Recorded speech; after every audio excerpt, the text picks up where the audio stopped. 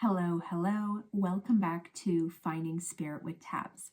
I'm your host, Tabs McCaffrey, and I'm a developing psychic medium in Saskatoon, Saskatchewan, Canada. If you are new to my channel, I share my personal experience as I grow and develop my psychic medium abilities and really everything and anything spiritually related.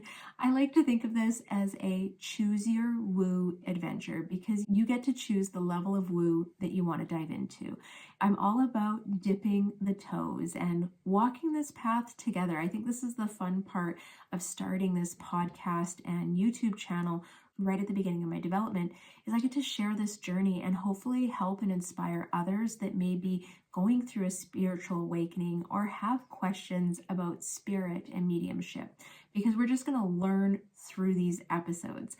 Okay, I have a really fun episode today and I had to do some notes for this one and put a lot of thought into it, but I wanted to share my 7 best tips for developing your mediumship. And because I've recently started developing and opening this up, I feel like it's really fresh for me. And these were the things that really helped my growth. And I think that if you're on this path and you're wanting to develop, or you're on the development path, that these tips will help you in your development as well. Now, there is no right or wrong way to grow your mediumship abilities. There is no right and wrong way. Well, I guess there are some wrong ways, but there is no this is how you have to do it to develop.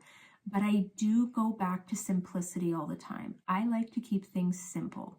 I will definitely say I am a work smarter, not harder type of individual. So I do think that these tips will bring some value to those that maybe have a similar mindset or maybe feel stuck in a rut and are just looking for some fresh ideas. Mediumship can vary so much from person to person, which abilities you use for readings, how you connect with spirit, how you communicate with spirit, what is your own spiritual practice, right? What do you do at home prior to even making connections with spirit? What is your own practice for self-development? Have you done your shadow work? Have you healed your inner child? Have you gone into the depths of your, I want to say darkness, but it's not necessarily a bad part of you. It's just unhealed portions of you. Have you gone into those depths and started to heal those? Because I think all of those puzzle pieces put together also should go into a tip somewhere, although I don't really have them in today's episode. But those are the framework of what we should be working on prior to even stepping into mediumship. There's so many different base points where we're at and how we do our mediumship, but I do think that these core practices that we're going to talk about today will help anyone on their mediumship journey, and then also help cultivate the necessary skills for effective mediumship. So these are things that have helped me grow and develop through my mediumship. I have found many of these to be recommended from other top mediums. So that never hurts either, because I am still kind of a baby medium, although it's turned on really strong quickly, but I still am very new into this journey. All right, let's just jump right into this. We're going to go over number 1, and I talk about this a lot, and I'm sorry if you disagree with me, and this may cause controversy and not everyone's going to agree with it, but I think regular meditation is an important part of mediumship. I think learning to control your mind, this is a serious talk right now. These are things that need to be said, and this is one of the most important things that I will credit my mediumship and the ability to connect with spirit is because of that ability of learning to control my own thoughts. And I know everyone's tired of hearing about it because I talk about it a lot in my episodes, but the reason why I talk about it is because I feel like it is so important for self-development. I feel like you must master yourself, your brain, your own thoughts before you can even start picking up the subtle hints of spirit. I just can't imagine sorting things out if I didn't have control of my own thoughts. If I couldn't take my thoughts in my brain and put them aside, I would never know what was mine and what was theirs. And that's probably where I was 10 years ago, thinking, what is wrong with me? Why are all these random thoughts coming through my head? It was hard to decipher whose was what. I promise if you work on this one thing, if out of all these tips you work on this one thing, I feel like I can promise you would see an improvement in your mediumship, or at least an advancement or growth, right? It's that self-control. It's so important. Meditation is fundamental to developing mediumship because it enhances the focus. It calms the mind and it heightens your intuition. Many successful mediums practicing meditation daily find it essential for communicating with spirits. And that's why I had to put this on number one, because if you stop this episode and you're like, who is this quack? What is she talking about? At least you heard tip number one. All right, tip number two, and I like this one, and I do think that there's value in it to a certain point. Join a development circle. I think development circles are more important than, I don't want to, there's quite a few other things that I would say that this would trump. Joining a development circle is really important at the beginning of your journey. If you do only one thing outside of your own self-work, like meditation, shadow work, inner child, things like that, healing yourself, development circle would be the next one. And practice circles, development practice circles, same thing. Being a part of a mediumship group, practice circle, spiritual group, any of those terms would work. What it does is provides you a structured learning environment. This is a chance where you can do readings with someone, you can practice, you can fail, you can succeed, you can ask questions, because you're all in that group learning together. And they're a really good way for you to practice new techniques, to make mistakes. And I mean, it's okay to make mistakes in readings, but the practice groups really give you a safe environment. I know when I first started, the practice groups is where I really learned to play with my abilities, try different things, feel into different things. I took more chances. When I first started, I felt more comfortable to say what was coming to my mind in practice, because I was like, well, what's the worst case? They say no. It's not like they're a client of mine, right? And it just creates that place where you should feel safe to get no's. You should feel safe to say those little things that are coming to your mind. These circles often provide a controlled environment for practicing mediumship, and they're usually under the guidance of an experienced medium, or they should be. You should be under a mentorship in the group, someone that's kind of guiding everyone, going through a lesson, and then allowing these timed development group meetings. And a lot of times they can be done through Zoom. I did all of mine in Zoom. Would you believe that I didn't do one practice in person? I didn't know anyone that I could practice with in person. So I did all of mine through Zoom, all of my development. But you don't have to have a local group that you meet up with. This can be done online, and I just want to throw that out there because I personally don't know of any locally. If you're in the same boat and you're like, I don't even know who to ask, just look them up online. There's so many practice groups that you can join. All right, number 3, continuous learnings. We've talked about this before. There's no end point in mediumship. When I first started, I will admit, and this is foolish, I did think there was an end point. I thought there was like, I just need to get to this point and then I'll be good. I just need to get to this point and I'll be able to do lots of readings and I'll be sufficient and, be able to make connections. And I mean, I'm only 8 months into my development, but I already know now that there's no end point. This is the rest of my life. This is continuation. I'm excited to seek out courses every year already. I know some of the courses I wanted to get into for 2024 are already booked. I can't get into it. And I'm like, hey, 2025, these are the courses I want to get in. These are the amount of, say, dollars I want to put into development and maybe hours or weeks that I want to put into. I want to do at least 1 week course where I go stay somewhere, hopefully making it over to the Arthur Findlay College and spend a week there, and then kind of piece together some courses throughout the year for things that I need improvement on. I also work in healthcare. I'm a licensed pharmacy technician, and we're required to do 15 hours of CE, continuing education, every year for our license. And I think this could be 100% applied into mediumship. If you looked at it as continuing education, what areas do you need to develop? So part of my continuing education for work is I need to do a self-evaluation. I need to look at what areas I could use more work in, what areas am I curious in, what would help in the work environment or skill base. And I think we can take that and apply it into mediumship. So at the beginning of the year, what areas do I want to work on? What are my weaknesses? How do I gain education to develop that weakness more, right? And we can kind of implement the same theory into mediumship. And I hope that helps you. If you are an experienced medium, I would love to hear what type of development you do throughout. What types of courses are you seeking out? Where have you seen value? Right now, I feel like there's just so much information that I could soak in, and it's so hard to pick what I need. But I am hoping by the end of this year, I'll have an idea of what areas I would like to develop more. Another thing that I wanted to toss in here is a lot of top mediums emphasize the importance of continuing education in the field of mediumship and spirituality. This can involve reading books, attending workshops, and participating in seminars, which I'm really excited. I may have to do 1 or 2 seminars next year as well. And this is not only to refine your skills, but also to stay up to date on different perspectives and techniques. Not that, mediumship is changing every year and that there's new technology coming out, but I do think that as we evolve and as we make it through this, I feel like a kind of important part right now in history where more and more people are awakening to their spirituality, I think we are going to have lots of new information coming through.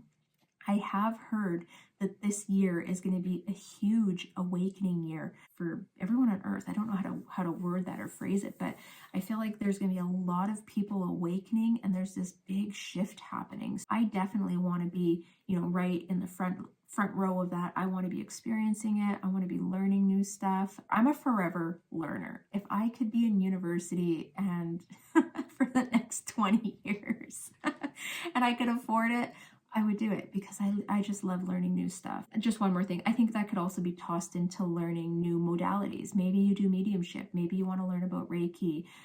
Maybe you want to do tea leaf reading. I personally want to learn how to do tea leaf reading. It's like on my list of things to learn in the next few years. But there's so many different modalities that fall within it. And I don't think it hurts for us to expand. It doesn't mean you have to do it or charge for it or practice it all the time, but it's really neat to learn about different spiritual practices and to have respect for them, I think. All right, next up, number 4, practice psychic protection. And this, I don't feel like it's talked about enough, but it is important, and I am very cautious about lingering spirits and energy from the person that I'm sitting with in my readings. I don't know if you guys remember the episode about Josh, but he kind of hung around after, and he was a little bit hard to shake off. And I would say that was more at the beginning of my mediumship journey, and I wasn't as good at cord cutting and ending sessions, where now I'm always sure to protect my energy, to let them go. If I feel like there's any residual energy, I'm going to do cord cutting. I may do some grounding. I may even smudge. Sometimes I have a shower. I like to do showers or baths for grounding. I just find it helps release any of that residual energy. Now, something else that I will do if I know that I'm going into a situation where I need to protect my energy is I will create that white bubble. I don't know if you guys have heard that term used, but basically you envision like this white bubble kind of coming over you, this white light, and it's protecting you and it's keeping your energy in. And basically you're like envisioning and manifesting this protective bubble around you. I have found it very effective, although when I first started, I was like, this seems crazy. This seems silly. What am I doing?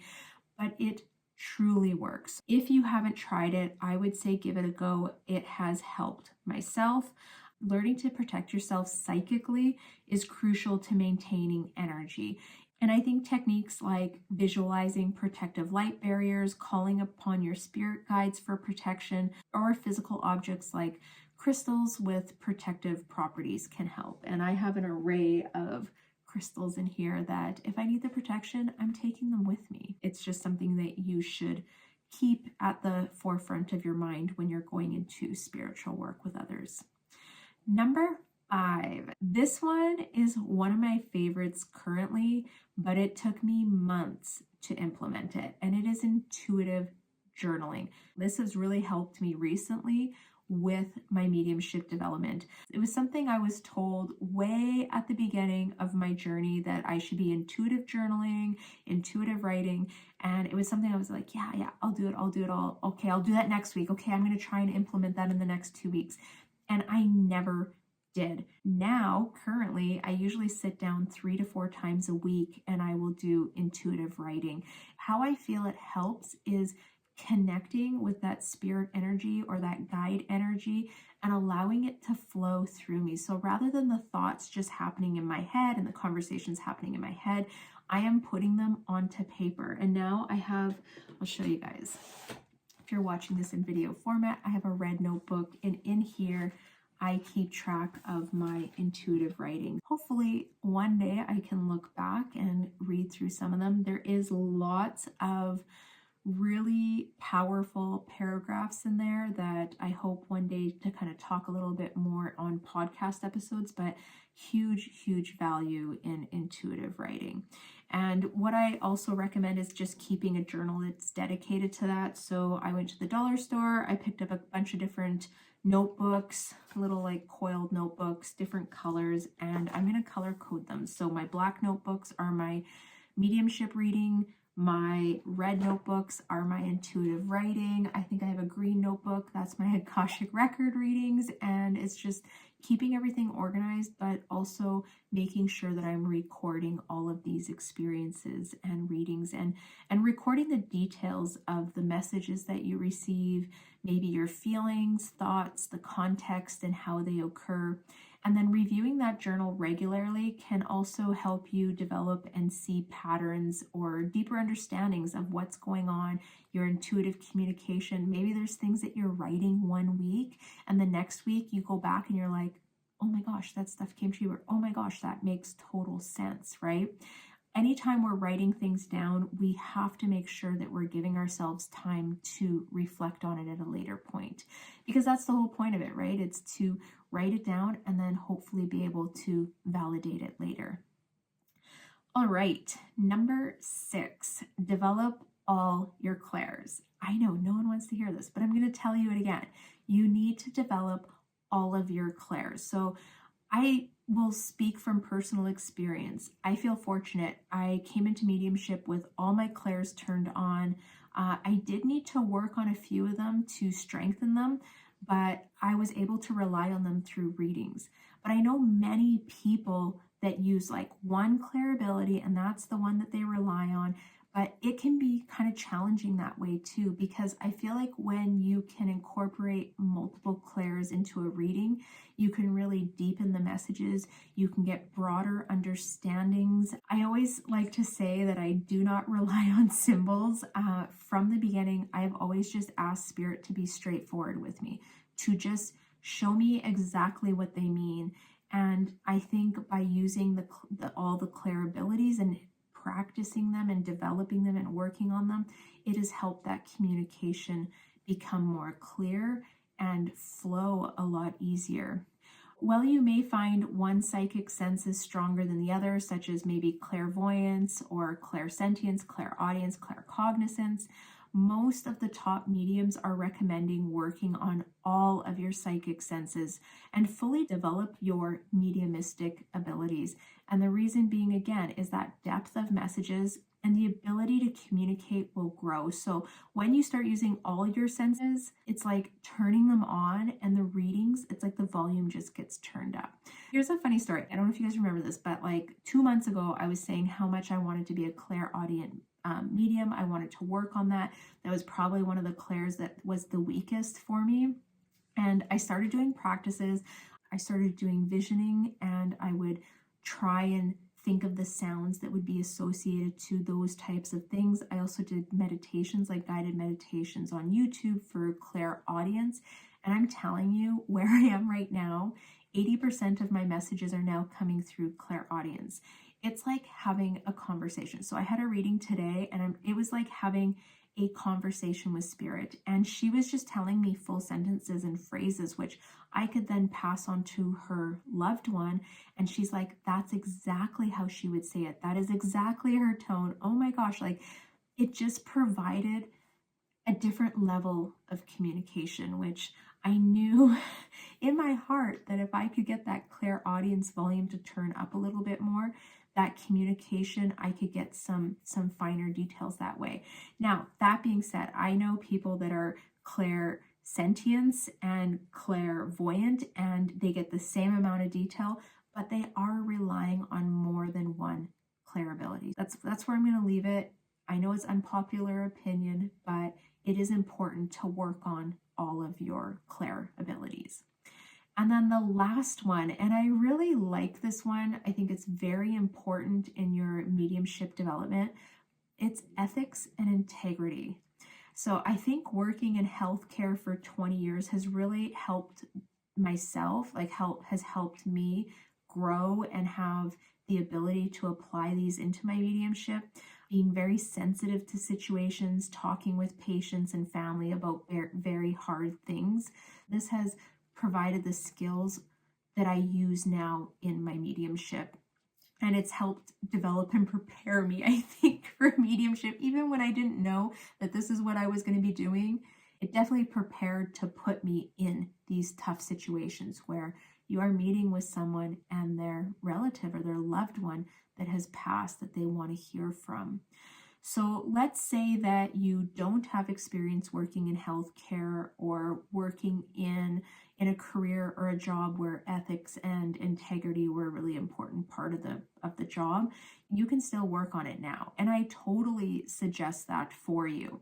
Professional mediums often stress the importance of operating with high ethical standards and integrity.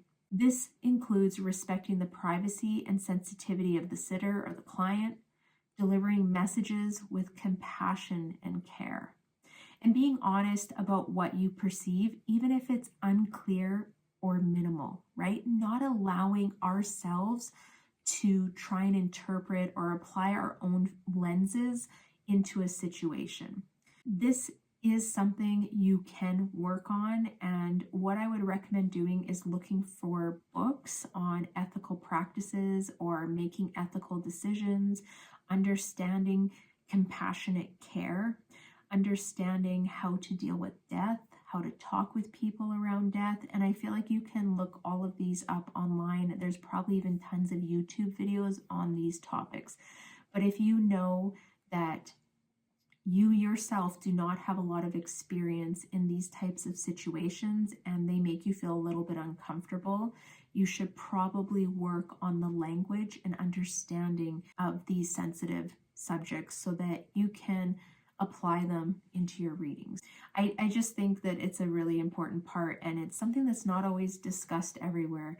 People say, act ethically, act with integrity, but they don't tell you what that is.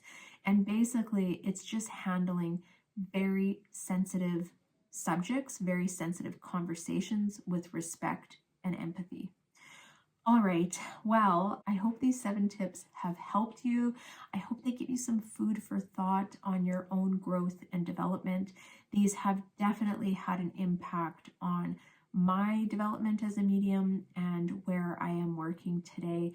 I think that each one of these have provided, kind of like a little puzzle piece into the puzzle of my mediumship. And if I could hand off any advice, these would be like those top 7 things that I think everyone should work on.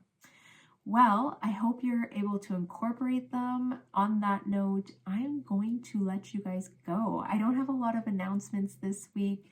Still shooting for the first weekend in June for my group reading on the Sunday afternoon. I will have a confirmed date and time coming out soon. Also, if you're looking for a mediumship reading, I have bookings open. Time slots are getting pretty slim for picking, but there still are some available.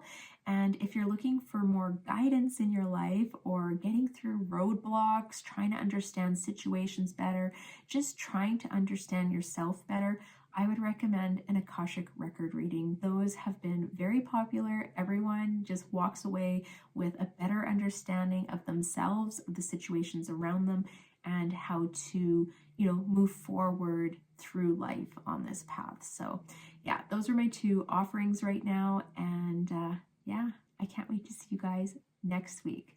If you are new, don't forget to hit subscribe. Also, you can leave a review if you're watching this on podcast format.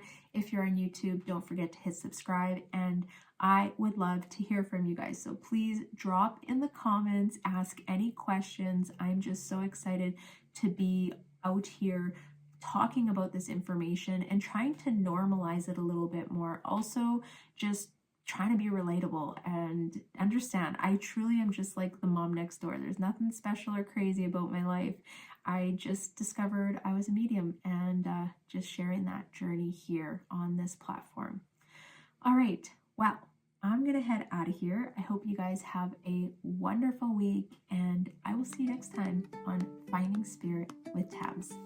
Bye.